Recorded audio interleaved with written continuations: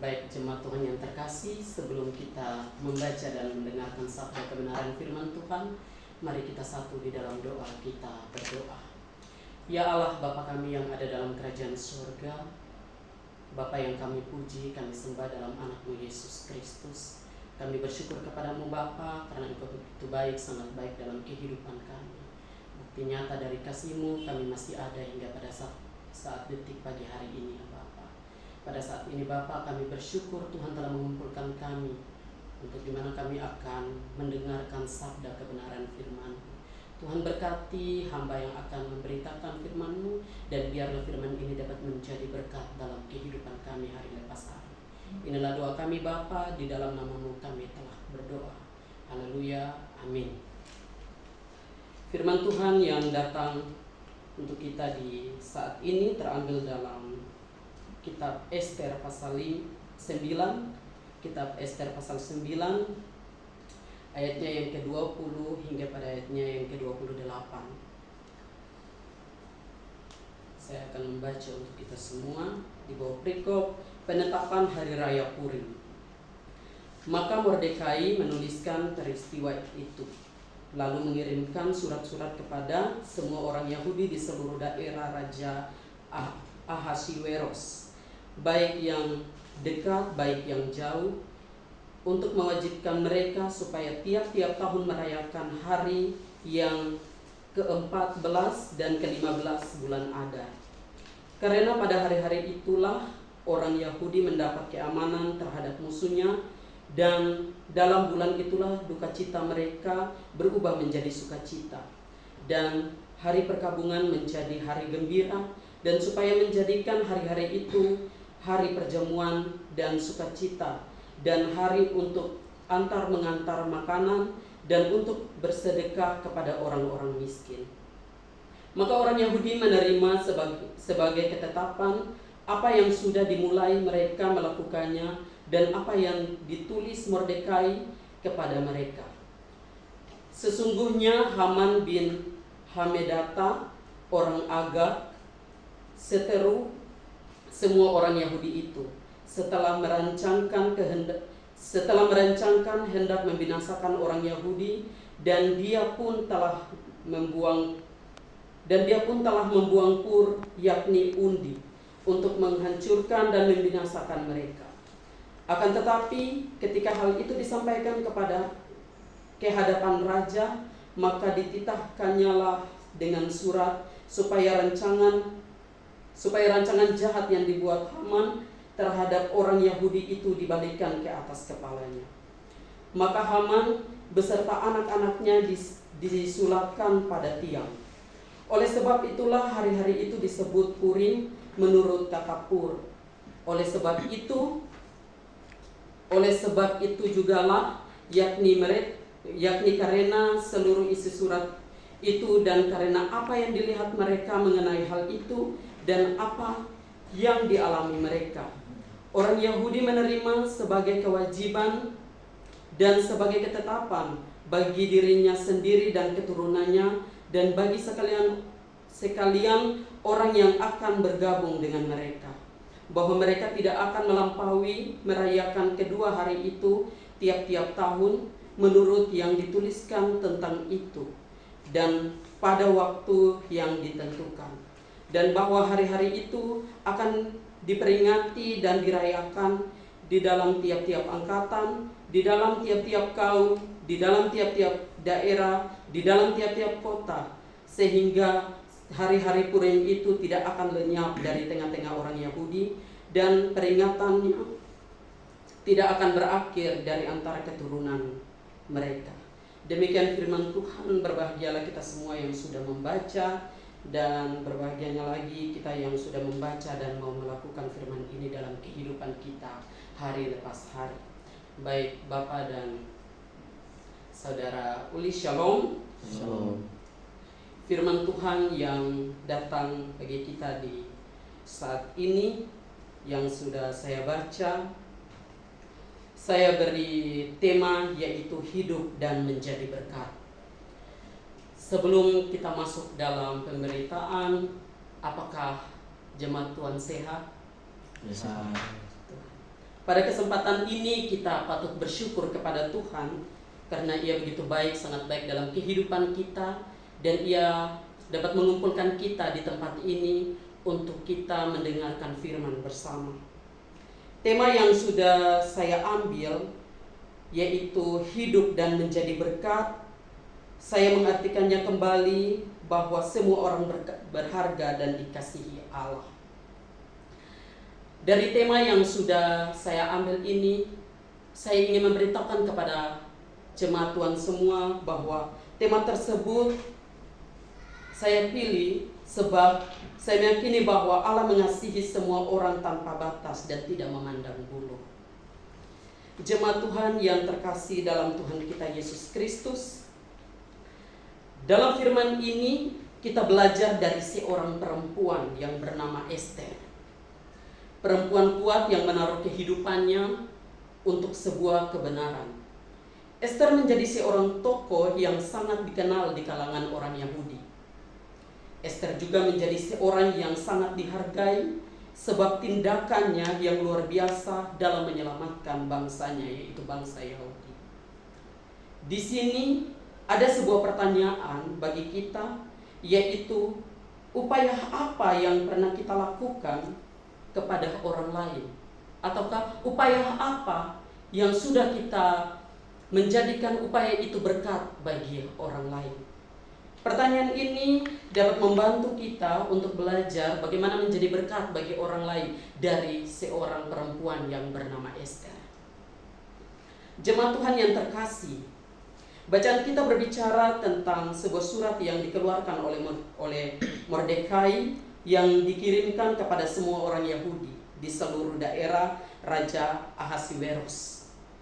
Dalam surat tersebut menuliskan bahwa orang Yahudi wajib untuk melakukan atau memperingati hari raya Purim pada tanggal 14 dan 15 bulan Adar. Nah, bulan Adar ini merupakan bulan yang ke-12. Hari raya Purim dilakukan untuk mengingat akan keselamatan yang diperoleh oleh orang Yahudi. Dengan kata lain, untuk mengenang pembebasan Allah atas umatnya dari musuh-musuh mereka. Jadi ini suatu tujuan memberitahukan kepada orang-orang Yahudi bahwa mereka jangan pernah untuk melupakan segala karya Allah yang terjadi dalam kehidupan mereka. Segala bentuk penguasaan Allah, kasih sayang Allah yang sudah Allah curahkan dalam kehidupan bangsa Yahudi.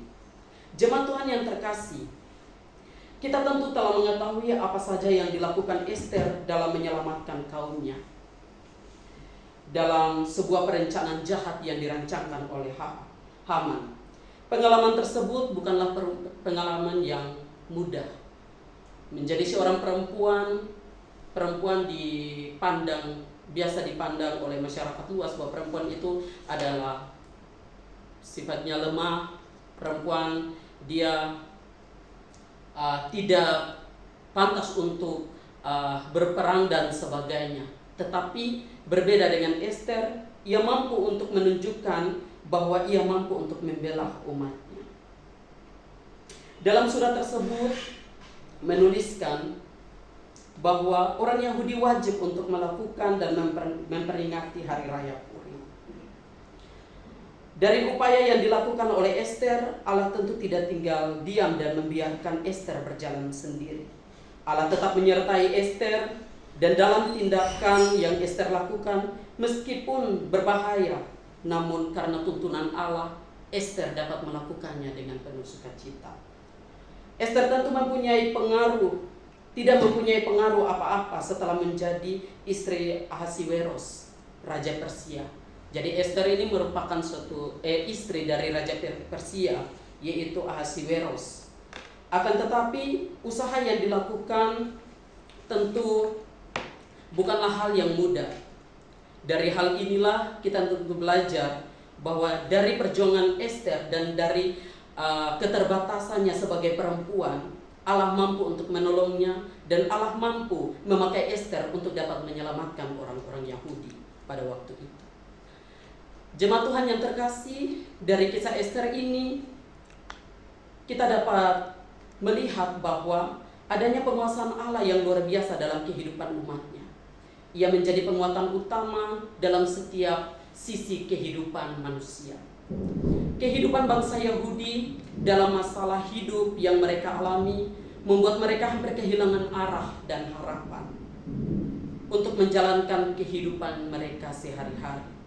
Perbudakan orang Yahudi di Babel, khususnya di fase pemerintahan Raja Media dan Persia, merupakan sebuah pergumulan berat yang dialami oleh orang-orang Yahudi. Lebih khusus adalah masa pemerintahan Raja Ahasweros, anak Darius keturunan Raja Kores. Dalam krisis kehidupan yang dialami oleh bangsa Yahudi, dengan perbudakan yang mereka alami, Allah memakai Ester untuk dapat menyelamatkan kaum tersebut.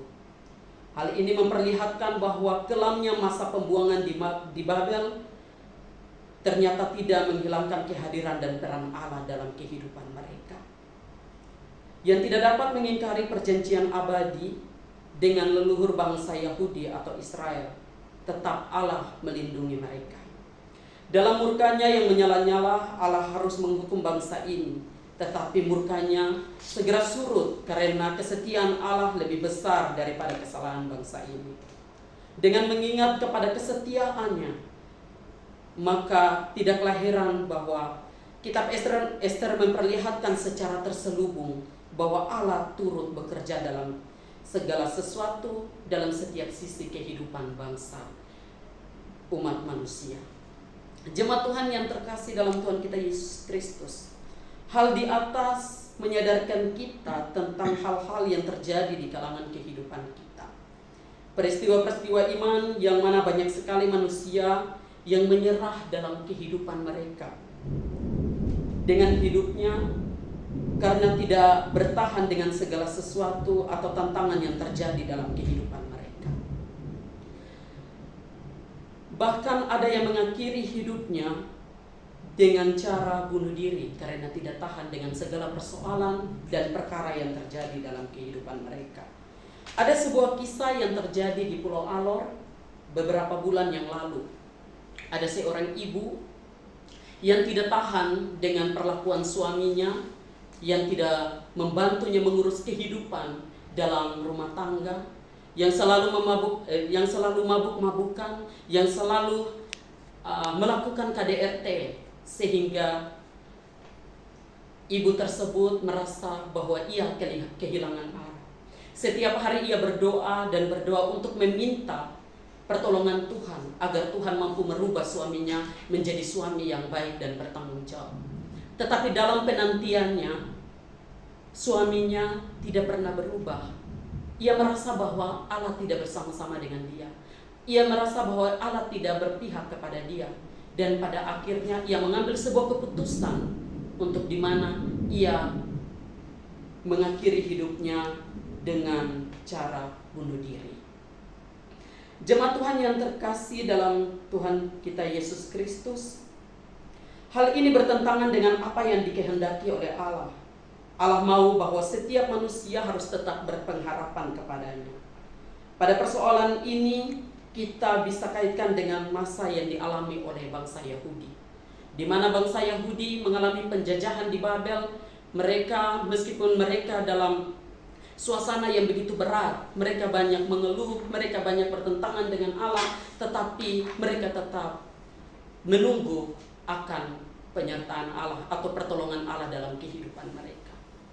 Dan akhirnya lewat dengan apa yang mereka gumuli, apa yang mereka harap dari Tuhan, Tuhan mengirimkan Ester untuk menjadi penolong bagi mereka. Jemaat Tuhan yang terkasih dalam Tuhan kita Yesus Kristus, sebagai orang percaya kita patut meyakini bahwa setiap krisis yang terjadi merupakan batu loncatan untuk menjadi lebih baik. Untuk itu tentu ada yang harus ditinggalkan atau sebaliknya harus ada yang ditambahkan dalam kehidupan kita. Kita sebagai manusia tentunya kita harus percaya kepada Tuhan dan harus tetap mengandalkan Tuhan dalam kehidupan kita. Kita menjadi gereja yang gereja yang terus mengharapkan sebuah persatuan dalam kehidupan kita. Bukan saja persatuan dengan sesama kita, tetapi juga persatuan dengan Allah Untuk itu, kita sebagai gereja, kita melihat orang-orang yang mengalami pencobaan hidup seperti ini.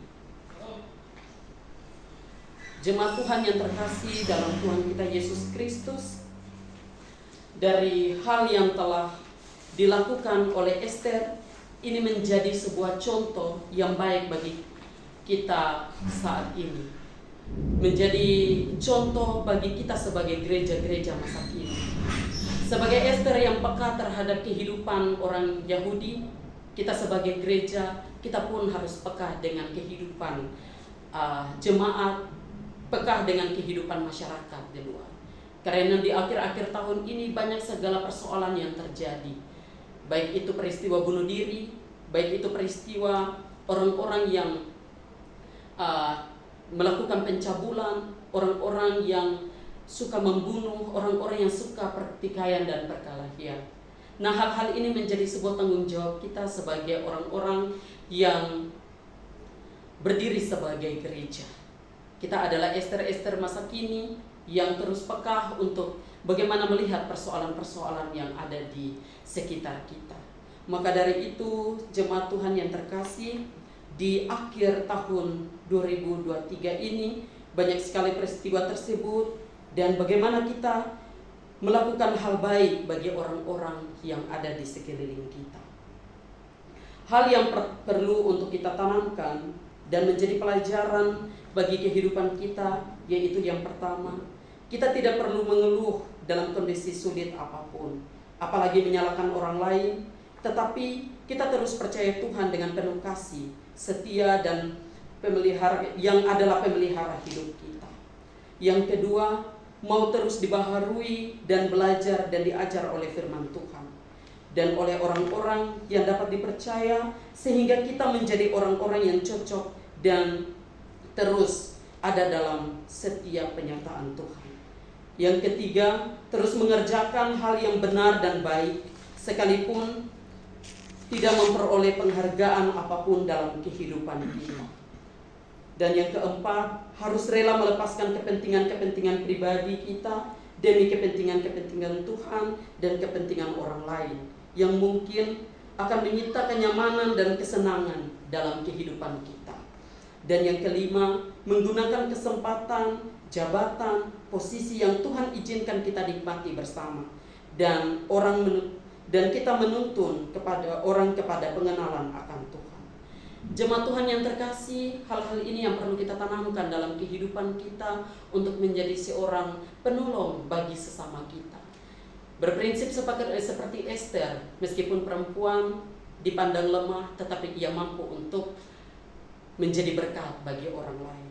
Oleh sebab itu, marilah kita saling membantu saudara-saudara kita, meskipun dengan cara yang sederhana, akan tetapi dapat menjadi berkat bagi mereka.